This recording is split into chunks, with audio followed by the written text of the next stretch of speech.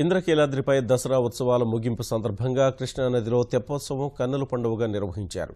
విద్యుత్ దీపాలతో అలంకరించిన హంసవాహనంపై దుర్గా మల్లేశ్వర స్వామి సమేతంగా అమ్మవారు కృష్ణానదిలో విహరించారు.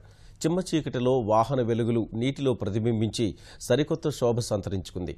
తెప్పోత్సవాన్ని తిలకించేందుకు భక్తులు పెద్ద సంఖ్యలో తరలివచ్చారు.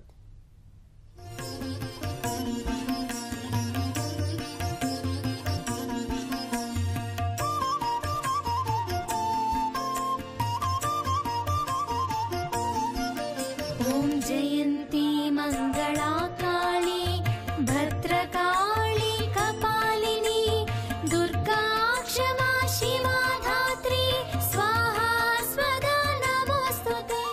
ఇంద్రకీలాద్రిపై 11 రోజుల పాటు జరిగిన దసరా ఉత్సవాలు ఒక ఎత్తైతే చివరి రోజు జరిగిన తెప్పోత్సవం మరో ఎత్తు. కొండపై కొలువై భక్తుల కోర్కెలు తీర్చే దుర్గమ్మ కొండ దిగి భక్తుల చెంతకు చేరే అద్భుత సన్నివేశమే తెప్పోత్సవం.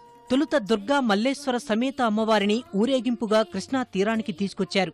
వేల మంది భక్తుల కోలాహలం నడుమ అర్జున వీధి నుంచి దుర్గా ఘాట్కు అమ్మవారి ఊరేగింపు కొనసాగింది.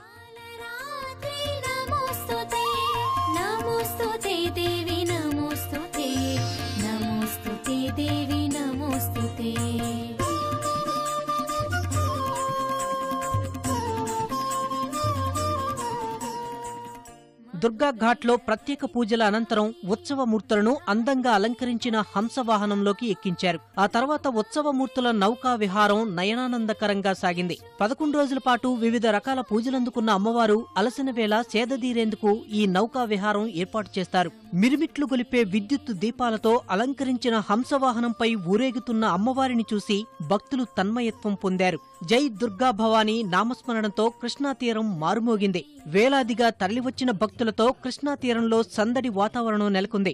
దుర్గా ఘాట్ నుంచి పున్నమి ఘాట్, భవానీ ఘాట్ వరకు జనసందోహంతో నిండిపోయింది. భక్తుల కోసం ఆలయ అధికారులు సాంస్కృతిక కార్యక్రమాలు ఏర్పాటు చేశారు.